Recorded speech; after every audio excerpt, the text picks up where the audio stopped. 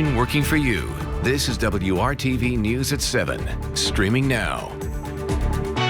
Thanks for joining us here at 7. I'm Mark Mullins. As of tonight, more than 2 million Americans have received the COVID-19 vaccine. Here in Indiana, some of the most vulnerable Hoosiers began getting vaccinated today. CVS Health worked with long-term care facilities to start giving vaccines to nursing home residents. Officials expect it will take 12 weeks to vaccinate residents and workers. Those groups are part of Phase 1 of Indiana's vaccine distribution plan, along with other frontline healthcare workers. We're still waiting to learn how the state will handle the next phase of vaccine distribution. Until then, officials say efforts and restrictions to slow the spread of COVID are more critical than ever. The 7-day positivity rate of people getting tested for the first time is 23.5%. An additional 2,500 cases and 43 deaths were reported today by the State Department of Health. Close to 500 million positive COVID cases have been recorded in Indiana since the pandemic began. The number of Hoosiers hospitalized with COVID-19 is increasing again, now at more than 2,800. Hospitalizations reached December's lowest level on Christmas. A retired nurse says she's rushing back to the front lines to help because she recognizes the current need for relief healthcare workers. WRTV's Troy Washington talked with a Martinsville woman who is encouraging others to follow her lead. This is just crazy. Who would ever dream anything like this would ever happen nowadays? Kathy Thorpe never imagined she'd be coming out of retirement and returning to the front lines to help during a pandemic. Like, my license is retired. My license is considered retired. And when they talked about how they were going to bring retired nurses back to help out, I knew I couldn't work critical care. Everything's changed so much, but I can give these vaccines, and that's kind of what I signed up for. I thought I can give these virus shots, that we have out there. So that's what I thought I would do. When she got the email, it was a no-brainer. I've always tried to help out, do wherever I could, where I can. I've been a nurse for like 40 years, and I've always helped out doing different things. She says nursing isn't a job or a career, but instead a calling, one she's always willing to answer, especially when it matters most. So it has to be in your blood to do it, or you wouldn't be in that field. It's not a job, it's just what you do. It's who you are. It should be who you are, I'll say that. She says when you see your counterparts in distress, it's time to step up and put all hands on deck. Yeah. All the stuff that they're doing and they're up over their head with responsibility, and yet they go in every day. They work their 12 hours or 16 hours, and they had no family Christmas or anything, most of them, or it was a real quick one. Working for you, Troy Washington, WRTV. Back to layering up today after yesterday enjoying those temperatures in the 50s. Now we're about 25 degrees colder than that, so we've almost cut that number in half. Right now in downtown, that puts us in the upper 20s. It's 31 for you with those cloudy skies in Lafayette and 28 in the Bloomington area, and we have had a lot of cloud cover today. It is still out there, but we're starting to see some of that cloud cover erode away across northwestern areas, and you can see that's also the back edge of those clouds moving in from Illinois. So gradually our skies will begin to clear out a little bit here as we go later into tonight, but for this evening, still mostly cloudy to partly cloudy skies, and that'll keep our temperatures pretty steady here in the upper half of the 20s. But we got a lot of changes to talk about coming our way. We've got a couple of chances of rain, which could be heavy at times for us. May mix in a little bit of wintry weather as well, and those temperatures, a lot of back and forth. We got more highs in the 50s coming our way. More on that in just a bit. A state senator is filing legislation this week to give homeowners more say when it comes to 5G structures in their neighborhoods. It's an issue WRTV Investigates has been following for more than a year. Homeowners say they're blindsided by the technology coming right into their own yards. North Willow Farms has nearly 400 homes full of concerned residents. Verizon has already built 6 5G structures in the neighborhood and is planning another 9. Many homeowners are concerned about the impact on property values and took their worries to state lawmakers, including Senator J.D. Ford. If passed, Ford's bill will give homeowners more say as to where 5G structures are placed and improve the notification process. The big thing is that when you go through this process as a homeowner and you realize you don't have, there's nowhere to go to, there's no one to talk to about your concerns, there's no way to fight back. And so the fact that Senator Ford is taking this on is huge, because for us it gives us this sense of that the system works and that our elected officials are concerned, they hear the concerns of homeowners, they take them seriously. In response to health concerns, CTIA, which represents the wireless industry, says on its website, quote, typical exposure to 5G devices such as small cells attached to phone poles or the sides of buildings is far below the permissible levels and comparable to Bluetooth devices and baby monitors, end quote. These 5G structures are going up because Senate Bill 213 passed the legislature in 2017, authorizing a massive rollout of small cell wireless structures all over the state. This week, to ring in the new year, we're featuring some of your favorite local businesses that we've met in our We're Open Indie series. First up tonight, the hot spot that has established flavors that might not automatically make you think of Indiana. But Yats Cajun Creole has successfully carved out a loyal set of fans over the years with big flavors. The original location opened in 2001 at 54th and College, but Yats has since expanded to include a dozen locations across Indiana, Ohio, and Tennessee. Owner Joe Vuskovic says that for the most part, his business was fortunate. Online ordering, curbside pickup, and nice summer weather for outdoor seating all helped business in 2020. And shutdowns from the beginning of the pandemic have been lifted. Well, originally we had to close 5 of the locations, but we've since then reopened Nashville, Tennessee, and Greenwood, so that's been good. We were lucky. I mean, part of it thanks to you. You know, we got a lot of positive response from being on WRTV, and it was great for us. Well, that's the goal of WRTV's We're Open efforts, to shine a light on businesses so they're front of mind next time you need something. And Joe says that he looks forward to the success of COVID-19 vaccines so everyone can come together again and enjoy food, art, and music.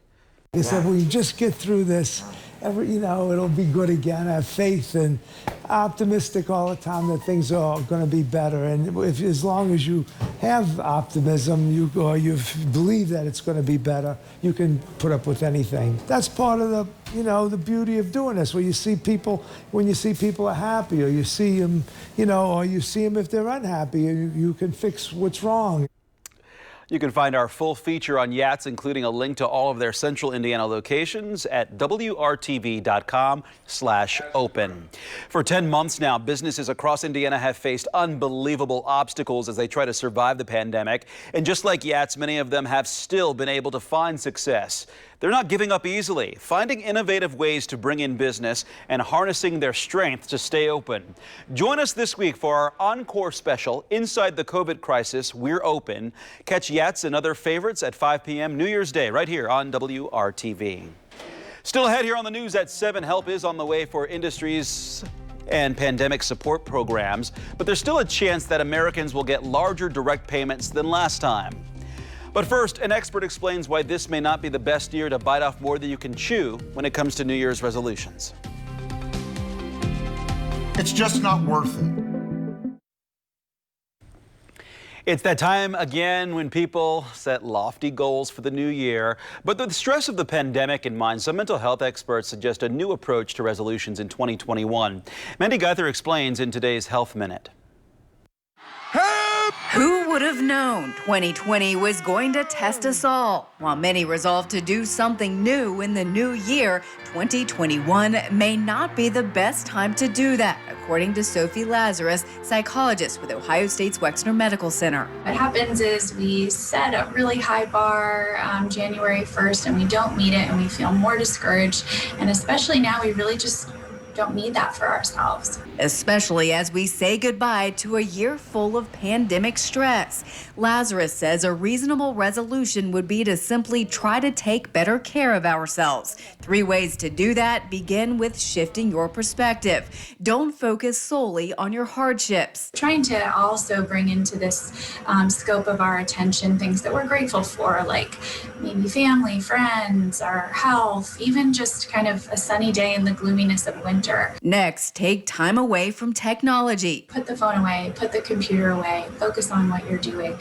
Really gives our mind a break, allows us to be in the present moment, also gives us a break from this constant barrage of things we need to worry about. Finally, be kind to yourself. Give ourselves the same grace that we would give someone that we really love and care about, and just kind of see how that affects our energy and our well-being. This year, you might just want to resolve to give yourself a break. For today's Health Minute, I'm Mandy Gaither. Throughout the day today, we haven't seen any sunshine, and that cold air has just continued to spill into central Indiana, but we are going to warm things up pretty quickly here. It does come with some rain chances. When we'll see that coming up. You're watching WRTV News at 7. The Indiana State Fairgrounds.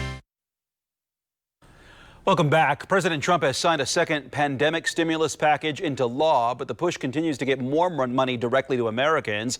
Tonight, the House of Representatives passed a measure that would increase stimulus checks from $600 to $2,000, a modification the president had asked before signing the bill.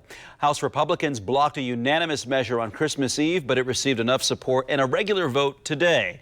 It's not clear if the Senate will vote to increase payments yet. Southwest Airlines says it can avoid furloughs and pay cuts now that a stimulus bill has been signed. The airline was planning on furloughing more than 6,800 workers in the spring.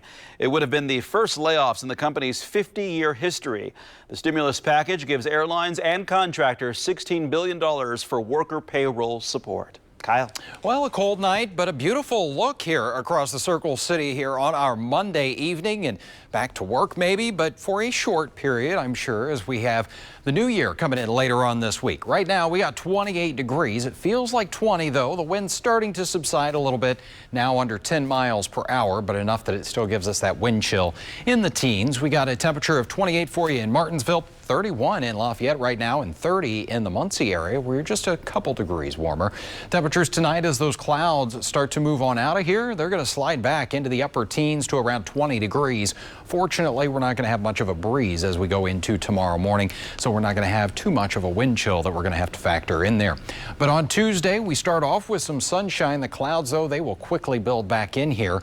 As we go through the first half of the day, temperature up to 30 by 11 a.m., 32 for the lunchtime, and we'll get into the middle 30s tomorrow. So once again, the clouds move in, and that kind of halts our warming on that thermometer, as temperatures will only make it to around 34 in Frankfort, 36 for you tomorrow afternoon in Anderson. And these are numbers that are pretty much where we should be here toward the end of December. 39 in the Shelbyville area and 35 in Crawfordsville. Again, after some sunshine, those clouds will move in here, and we'll have a high of 38 for you in the Bloomington area. Here's a look at TrueCast and those clouds quickly moving through.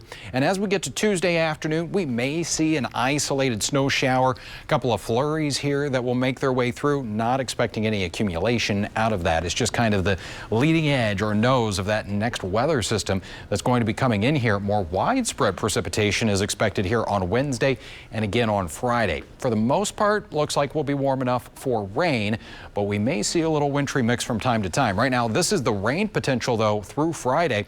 You can see areas that could pick up between about 1 inch and 2 inches of rain coming our way here by Friday evening. 7-day planning forecast as we put it together for you. 37 tomorrow, then a mild 49 on Wednesday, but it will be a wet one for us. 37 on Thursday. Temperatures are back up into the 50s very temporarily for New Year's Day as we bring in 2021. We'll have the rain there, drying it out, but chilly as we go into the first weekend of the new year with highs in the 30s. Stay with us. We'll be right back here on the News at 7.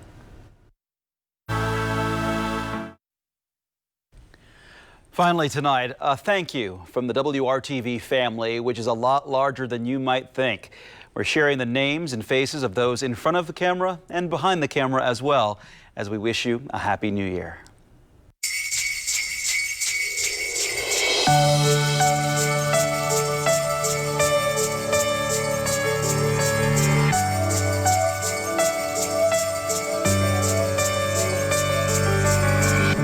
I can't believe it's been another year. Time goes by so fast. It was a tough one, yeah, we shed some tears, but you reminded me to laugh. Wanna raise a glass, wanna give my thanks. I don't say the words enough. Just know that you're loved. And here's to you.